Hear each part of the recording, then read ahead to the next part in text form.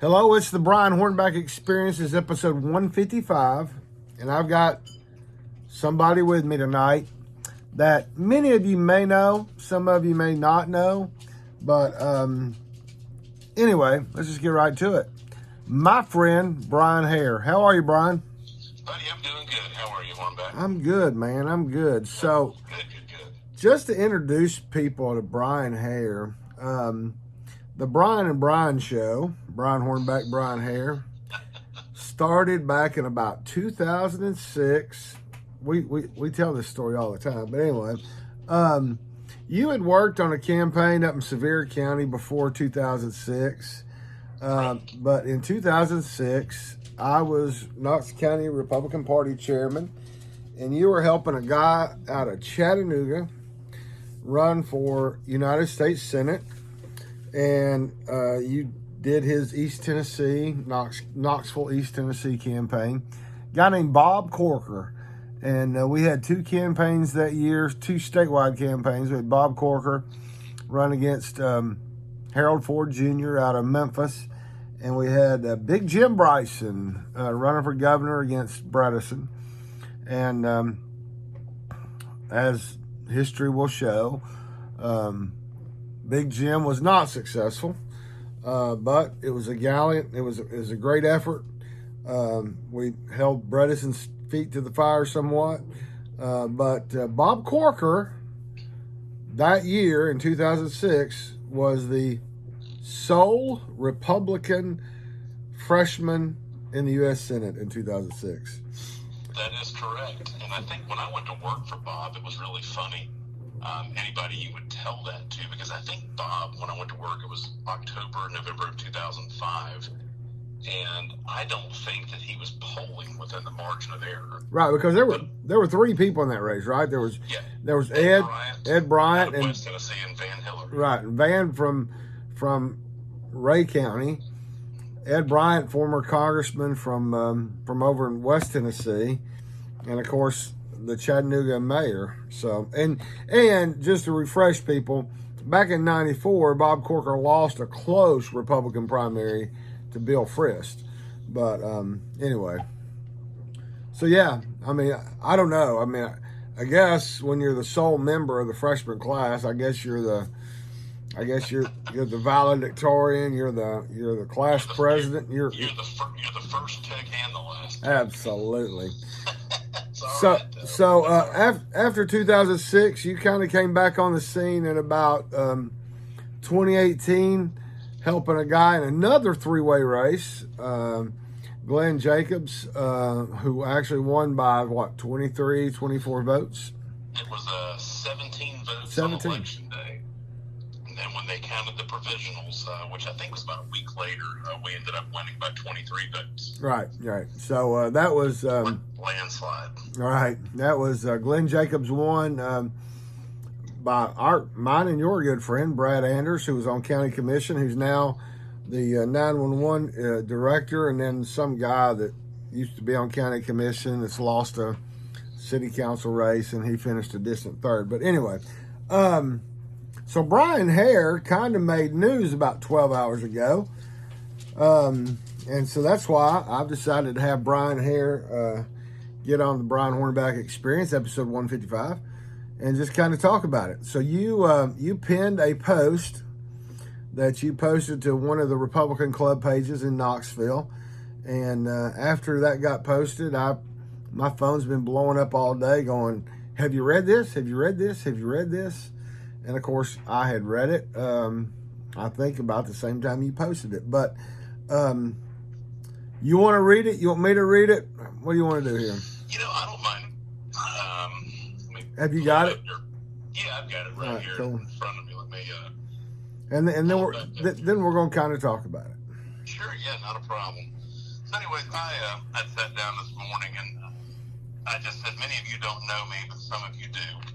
I want to encourage everyone to remember that we shouldn't be running against each other. We should be, as candidates, running for the office to represent this community. It saddens me to see so many Republicans bashing each other. Have I made mistakes?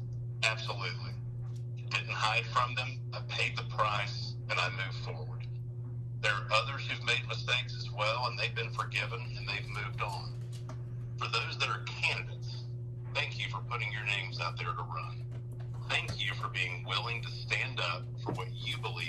in trying to help our community. Too many in the party are trying to tear others down, and the party is more fractured than it ever has been. But if you don't like me because of a mistake I've made, that's okay. But don't hold that against someone else. If a candidate made a mistake in their past, and you choose to humiliate them, you hurt the party and forget that those folks have families. Good people don't want to run because of the way that we treat our own. I pray for our community along with our state and nation and hope the Almighty will serve as our rule and guide. For each of you, remember that your words carry weight, and there's more to this life than ripping someone to shreds just to get a position. Perspective is a lesson I learned when my daughter went through her brain tumor diagnosis, surgery, and 2+ years of healing and recovery. The things that I thought once mattered don't. Please, for the sake of community and each other, live your life and run your campaigns in a way that our children and most of all ourselves have no hesitation endorsing. Again, I've made mistakes, paid for them dearly, and have sought redemption, but I still think about it daily. As early voting begins, let's get behind our candidates, vote, and remember, at the end of this, we are all on the same team. The fractures within will cause more damage than we can ever fathom. Love and blessings to each of you. Let's grow our party through responsible messaging, love of community, and holding true to the principles that serve as our foundation: life, liberty, and the pursuit of happiness. That's it. And you know, briefly we'll talk about Miss Bella. Miss Bella is your daughter, your youngest of two, That's right. who in September of, what was that, 21? 21. September 21 was diagnosed, had brain surgery, and is doing relatively well. And that's also was in the midst of what you were going through. Right.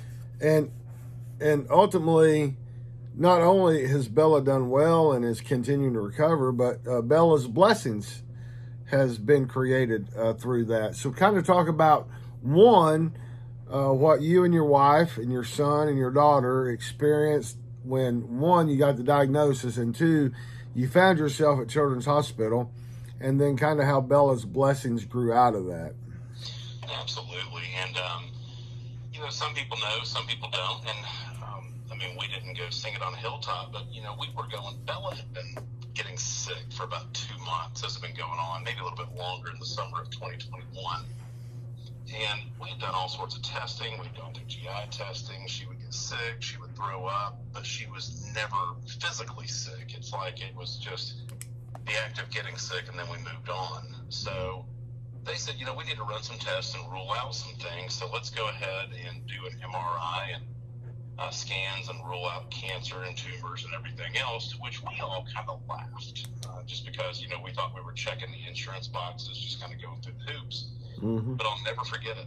In September of 21, my wife Jamie and I were sitting in the waiting area there at Children's, and Bella was probably 35 to 40 minutes into her MRI, and a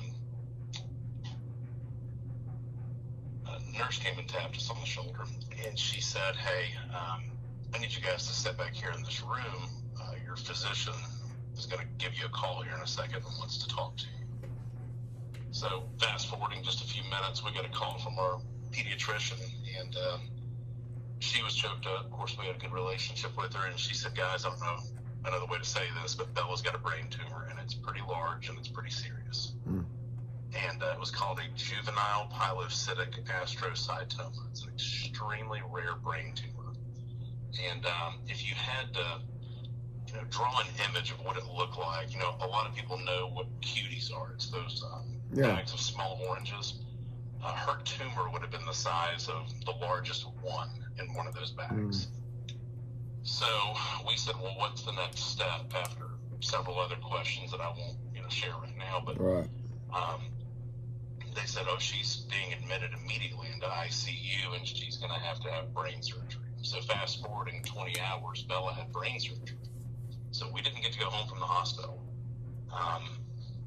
Bella's surgery was nothing short of a miracle, and that was thanks to God's hands in the operating room, which was performed by Dr. Jennifer Savage at Children's Hospital, just our angel on earth. There's only 3 pediatric neurosurgeons in the state of Tennessee, and she happened to be on call at Children's that night, which was just a miracle in and of itself. But Bella's surgery was a surgical cure of sorts, because when they removed her tumor, it was actually encapsulated in a cyst. And since the cyst didn't rupture during the extraction, there was no fear of spread. So by the grace of God, she did not have to go through chemo or radiation. But she's had to go through 2.5 years of occupational therapy, physical therapy, psychology, employment, psychiatry, anything and everything. And my daughter is the hero of my life, just for how hard she has fought. So getting into what Bella's blessings is, when we were in ICU, we were looking around and there's other families there going through awful situations. And this is at the tail end of COVID, so they still have some restrictions on visitors.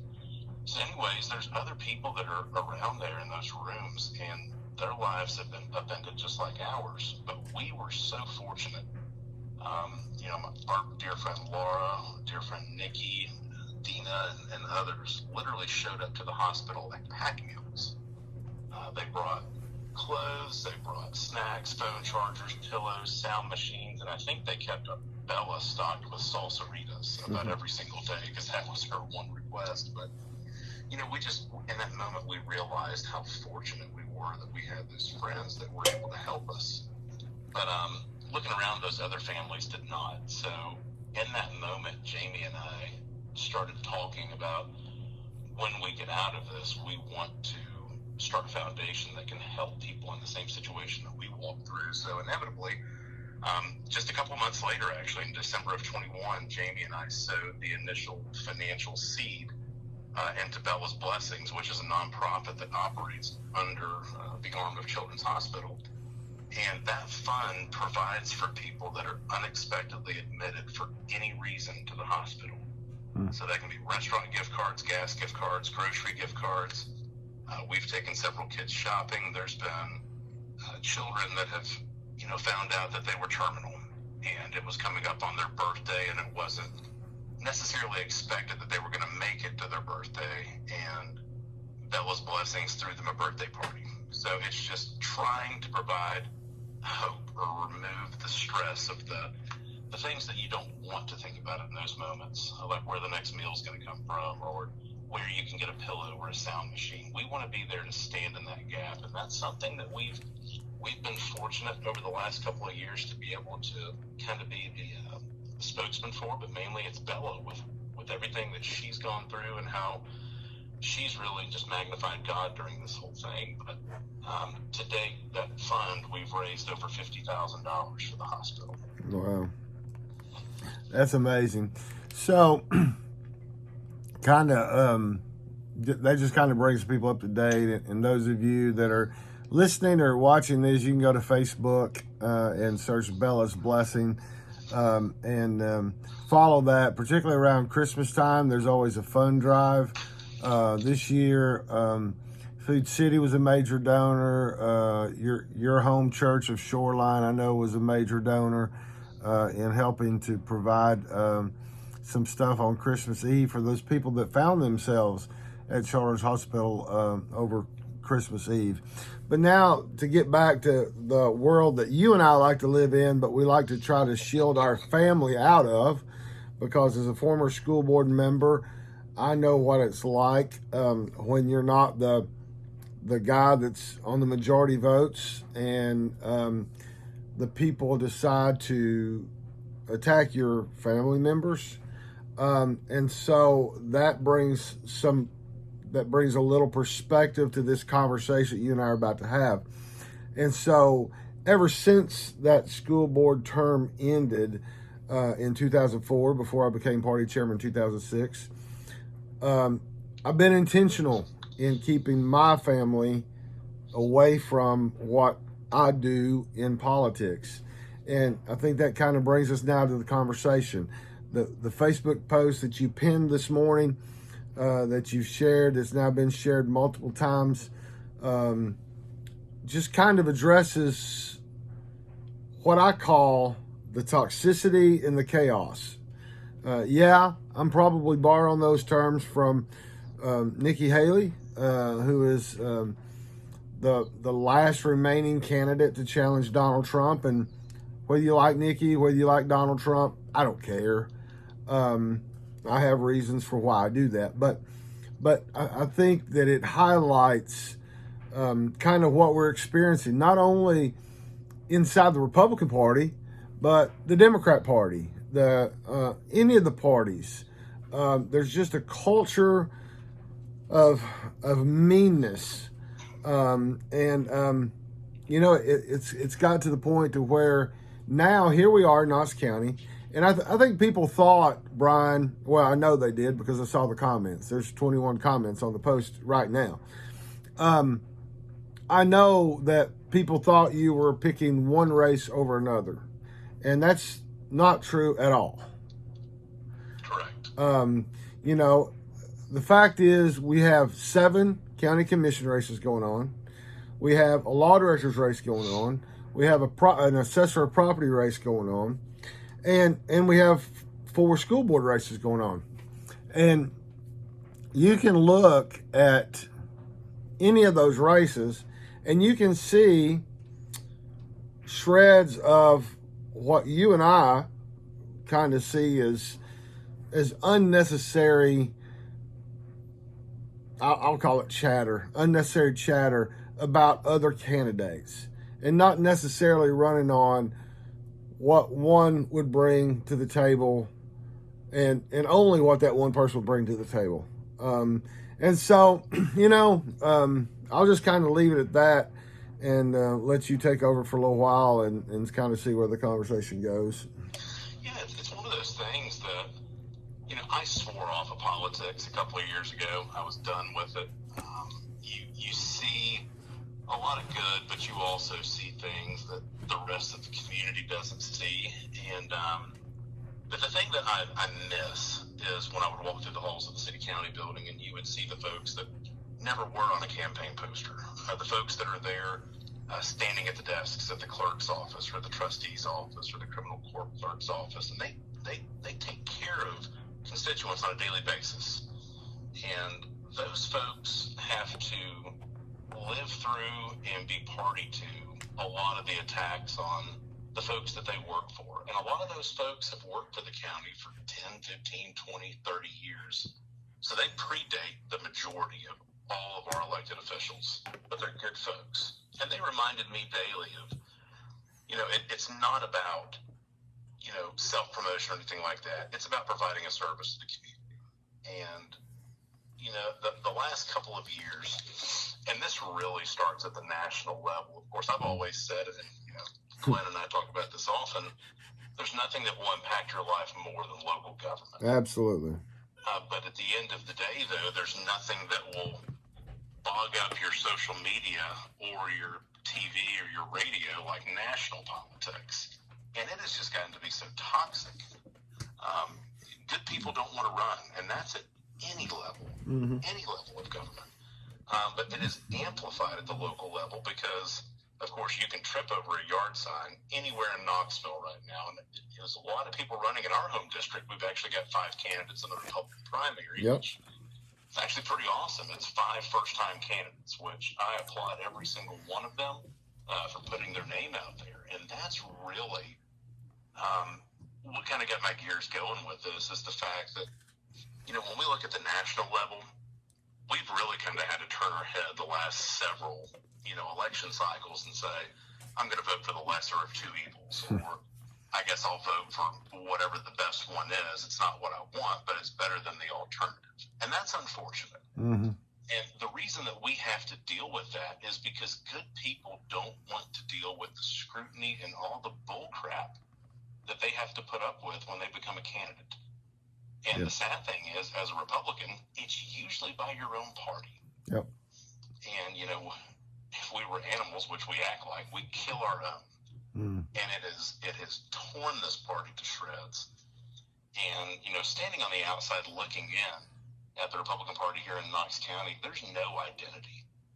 There's no purpose. There's no drive. There's no unification around party over politics or people over self. It's all about me, I. And I finally just got to a point this morning. I was at my men's Bible study over at Shoreline, and after it was done, I just went and sat in the sanctuary probably 20, 30 minutes and just had some alone time and some quiet time. When I came out of that, I just sat down and I wrote that, because I want people to know the reason that our local government and the reason that our local communities, not only across Tennessee, but across the country, are starting to crumble and fall apart is because the good people are no longer wanting to step up and run. They're not wanting to get into politics because they see what happens. And it's tragic. It's sad. But people choose to tear someone to shreds for a position that pays $20,000 a year, but provides a perception of power or a perception of, position in the community. And it shouldn't be like that. It shouldn't be, I've risen to the top of the pyramid because I got elected. It should be the inverse. It should be, I'm now an elected official. My job is to represent and serve this community. How can I do that, and how can I do it well? But those conversations are absent, and that's where my frustration came from. Well, and it's one of those things where I come to this party with nearly 41 years of involvement. I started at the age of 16 in 1982, putting out yard signs, bumper stickers for Robin Beard, who was the first challenger to Jim Sasser.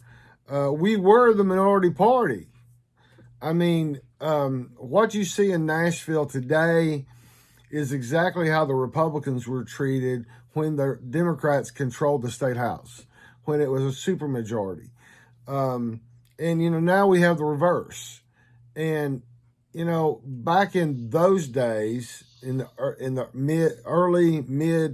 late 80s, we were lucky to find two people to run for Republican primary. We were lucky to find a candidate to challenge a sitting Democrat. Now it's the exact opposite. Now here we are. We're the super majority. And again, as a party, we've had growing pains through that. We were sitting with basically one person in the state Senate, and Ron Ramsey was slated to be the next Senate Speaker, Lieutenant Governor, and two of our state senators decided to vote for John Wilder. And so we were delayed 2 years in getting the Lieutenant Governor. Again, that were the growing pains. But the problem with being a majority or being a supermajority is that you don't have necessarily the checks and balances, right? And one of the frustrations is, here I serve on the state Republican, the Tennessee Republican Party State Executive Committee, and we changed a bylaw about candidates, and then we did that in September. Nobody complained about it until our meeting in December, and we wind up having to go over to Nashville in January because some of those folks didn't know what they were voting on. And I made a comment before the meeting started, and I think it was one of my former pastors used to use this slogan, but it's get all you can all you get, and sit on the lid. It's like, here we are, we're the supermajority party, and we're going to get everything we can. We're going to stick it in a big pot, and we're going to sit on it and not share it. And, it's like, I get it. People need to start like you and I started, right? But at the same time, we need to be welcoming to people when they've seen the light. Ronald Reagan saw the light. Donald Trump saw the light. He gave money to Hillary and Bill.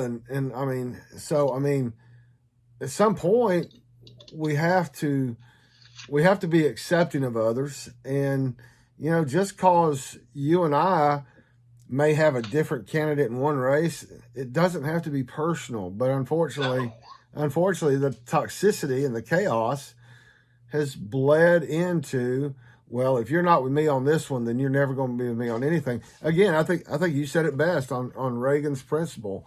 You know, my 80% friend is not my 20% enemy, or whatever that quote was. Yeah, that's exactly right. And you know, that's a quote that I actually learned in college. We were taking a class on persuasion, and I was in my communications major, and was studying that class when Reagan passed away. Which, you know, looking back, that is probably one of the favorite classes I had ever taken in any of the degrees that I had earned. But, you know, and it rings true today, Brian. My 80% friend is not my 20% enemy. I don't want to be a part of something where you're forced to agree with everyone 100% of the time. Right. You know, I told Jim Snowden, who's a really good friend of mine, he's Director of Engineering and Public Works for the county, and I was telling him when we came into office back in 2018, you know, we were talking about how to know when you're doing the right thing as it relates to working with developers and working, you know, through planning. And I said, Jim, if both sides are a little bit mad at you, then you know you've landed in the right spot. Right. Because you didn't give in to one or the other. You struck a balance. And we're missing that right now in politics and local government and state government and national government. There's no middle ground. There's no compromise, and that's because there's an absence of healthy debate. If you look back to the 1980s, you know, President Reagan and Tip O'Neill, who was Speaker of the House at that time, those two went at it hardcore. But the minute the door opened and they walked out, those guys were best friends.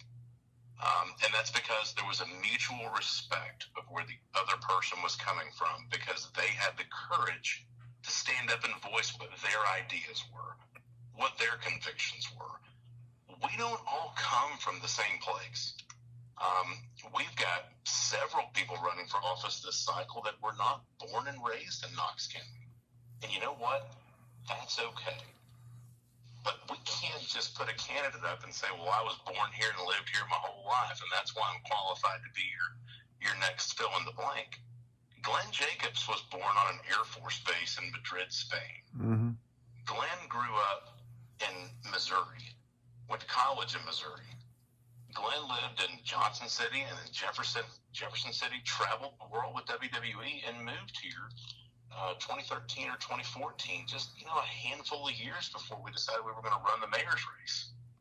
And that didn't disqualify him. There were people that, you know, questioned him because of his politics with, you know, libertarian. He wasn't a part of the Libertarian Party. He was a liberty-minded conservative. But nonetheless, you weren't having the conversations about, well, you haven't lived here that long, because we had not had the influx yet that came during and after COVID. But now that we've got new neighbors in our community, there's new perspectives, there's, you know, fresh sets of eyes on things, and we shouldn't be kicking these people to the side because of where they were born or where they came from. We should be inviting these ideas, because who knows? They could have come from an area that dealt with issues that we are now beginning to see in our community that need solutions that we've never had to come up with. Right. But they can bring those ideas to the table, but right now, the majority of them are getting shunned by the party and by some of the talking heads, saying, well, you haven't lived here long enough to run. We have a code, we have a charter, we have rules and guidelines that we have to go by, and if a person has lived here and qualified under what those statutes are, you know, calling for, they should be allowed to run for office, and the only thing they should be allowed to be questioned on are the issues. Well, don't do that. Right, and I mean, there are legitimate ways through the Tennessee Republican Party bylaws that if you believe somebody doesn't meet the criteria, then you can challenge them. And also in those same bylaws is a waiver granted by the members of the state executive committee of the Tennessee Republican Party. And if you make your case for why you are a strong Republican, you know, if you've got your voting record from another state, if you can show that you've been supported by other Republicans, there is a waiver process. And, I've got the list on my desk. I mean, we've got, maybe 30 people running. I'm just going to throw that out as a guess. And there's people on all aspects of the scale. And, only one candidate was challenged, and that's a candidate that was recognized by two former Republican Party chairmen that said, this is our Republican guy, because he ran for a previous position a couple years ago. And I don't want to get into pointing out one race or another, but there are mechanisms within the party, and we're going to continue. Here's the deal. The Tennessee Republican Party, the actual bylaws have not been really examined since they were voted in 1993. We were the minority party in 1993. The state party is going to continue to evolve those rules for the next year or so. And that's the way it's supposed to be. But back to the real issue is, it's frustrating to see what I call unnecessary criticism of people. And at the end of the day, we all got to realize that, we all got to leave this world at some point. And, how we choose to leave this world is really in our hands. Does it make you feel better that, okay, you pointed this out, that happened to this person, and whenever, just to prop yourself up. And it's just, I'll never forget a conversation that I was having with Mayor Jacobs when I was up in the office with him one day. We were sitting down having a conversation, and I don't know what the topic was, but we were, overly concerned about something, and we were kind of talking ourselves through it. Looked out the window, and there was a car. Was it a car or a truck? And I think it was red. And it was driving across the bridge, Gay Street Bridge. And I looked at Glenn, and I said, hey, you know what? That guy driving that truck doesn't give two you-know-whats about anything going on in this building right now. Mm. He doesn't care about the conversation you and I are having. He doesn't care about whatever's on the county commission agenda this month. That guy cares about a handful of things. He wants to be able to go to work. He wants to be able to earn a living, provide for his family, pay for his taxes, go home, go to bed, and live without fear of getting robbed or shot overnight. Get up and do it all over again. Right. The only time he's going to care about anybody in this building is if his taxes are going up, if there's potholes in his road, or if there's an issue that he has to bring up regarding something going on with the school system, or a host of other things that could be contributed to from the services provided by local government. Right. But outside of that, he doesn't care about what county commission's talking about. So that said, people haven't been engaged in the local party because we haven't given them a reason to. But I guess where my frustration came from today is knowing how low, historically, especially over the last 3 to 4 cycles, the voter turnout has been in Knox County. The way that our parties are acting, and that's both sides. That's not just absolutely. Me pointing at the Republicans. It's Republicans and Democrats right. alike. Right. We're giving people reasons to not want to be involved. Well, and what's really sad about that is for the last 2 years, the Heritage Foundation has awarded Tennessee the number 1 position out of 50 states for election integrity. And they're getting ready to vote for the 3rd year. And I suspect that we're still going to be at the top.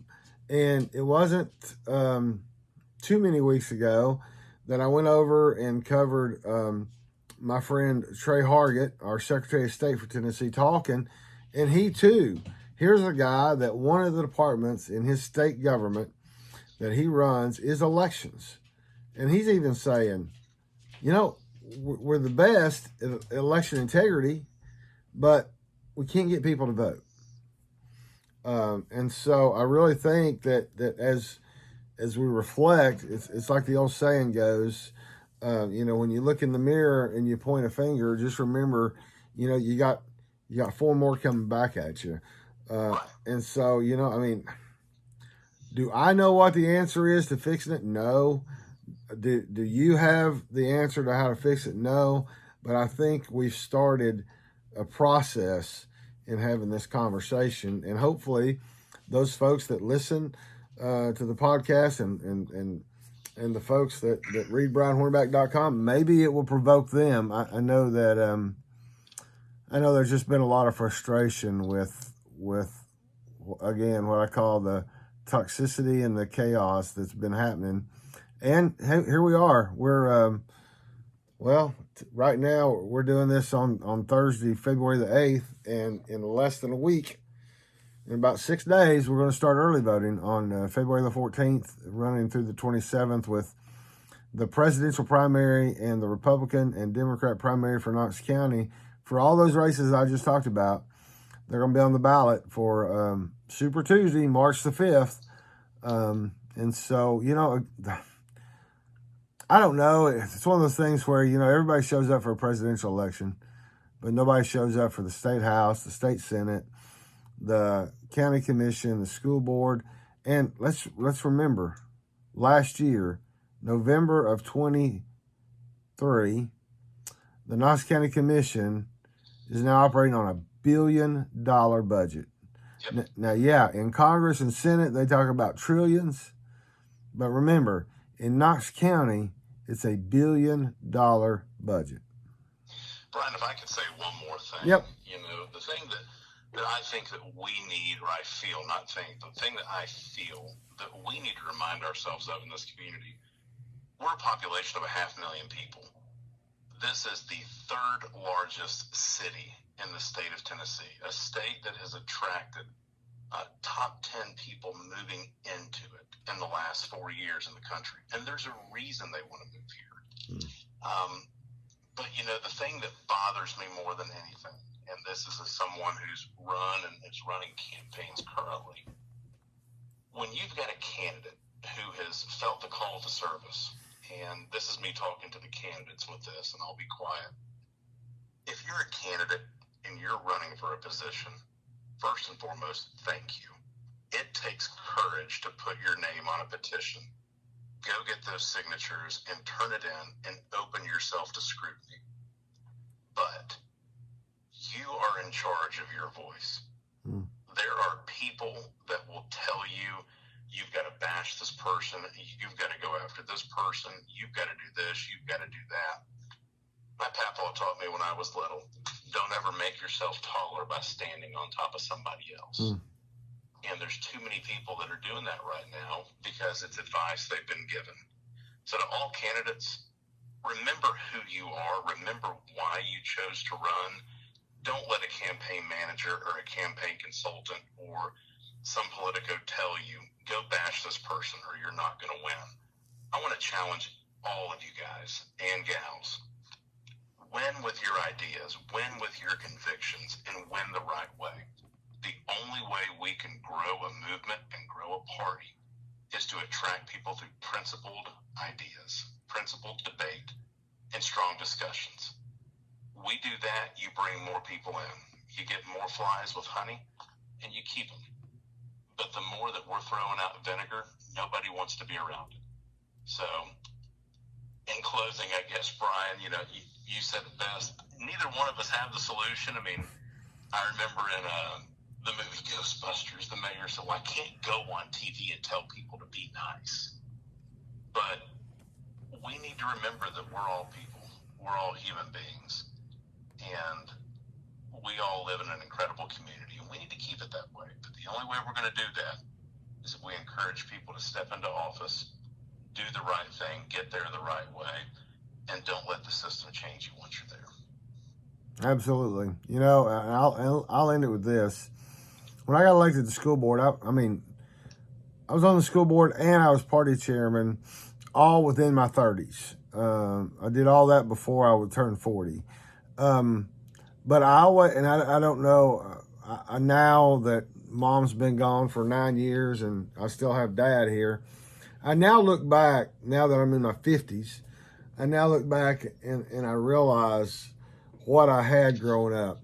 But when I got elected to school board and everybody kept telling me, you're the greatest, you're good, I always remembered in the back of my head, no, I'm really not. I'm still the same guy I was before I became an elected official. I'm the same guy I was before I became party chairman, same guy before I became state executive committee man. And so you have to be able to be grounded to know that although those people are telling you all those things, one, they want something. But you always have to be grounded and know that you're doing what you believe to do for the betterment of the community and not to further your own aspirations, but just to do the job that needs to be done. So, well, I'd be remiss if I didn't mention this. You had mentioned his name earlier, but Brad Anders. You know, we ran a tight race against Brad and barely won. But can I tell you, out of that, though, I've been friends with Brad now for going on 6 years. And we were opponents. We'd never worked together. We'd never done anything together. But Brad was one of the strongest commissioners, if not the strongest county commissioner we'd had in a long time. But we were doing a forum one night, and it was over at Barley's in the old city. I remember that. And Glenn had to be out of town, and so I stood and spoke on Glenn's behalf. So I'm standing there beside the third candidate, and then Brad Anders. Well, you know, I wanted to make sure I hit Glenn's points. I had taken the liberty of writing a couple of notes down on my right hand. Well, as Brad and I always did, we went up and shook each other's hand. Well, when he broke from shaking my hand, he grabbed it and turned it over and goes, "Wait a minute. Were you a cop?" I said, "No." "Why?" He goes, "That's an old police officer trick, writing notes on your hands. That's the way you remember how to read Miranda rights when you first become an officer." So he could have busted me on that and made fun of me during the forum, but it was just a laugh that he and I shared. And it's because it was jovial, it was fun, but we weren't running against each other. Right.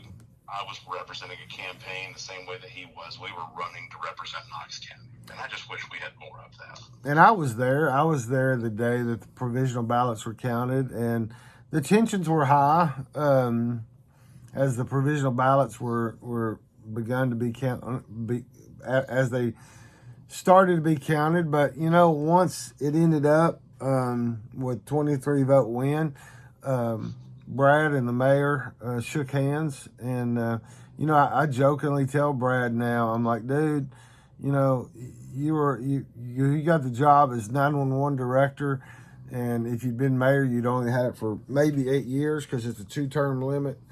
And, you know, everything works for a reason. You know, everything works for a reason. So, well, Bryan Hair, I appreciate you being on this 155th episode of the Brian Hornback Experience. And, man, you can come back anytime. And, heck, we may wind up doing this on a more regular basis. Who knows? That sounds good, man. And thanks so much for your friendship down through the years. And just remember, my brother got the picture with John McCain because I was busy working. Okay, you're going to make me tell that story, aren't you? Nah, we'll save that story for another day. We'll save that story for another day. All right, brother, I appreciate it. We'll talk to you soon. See you, bud. See you, bye.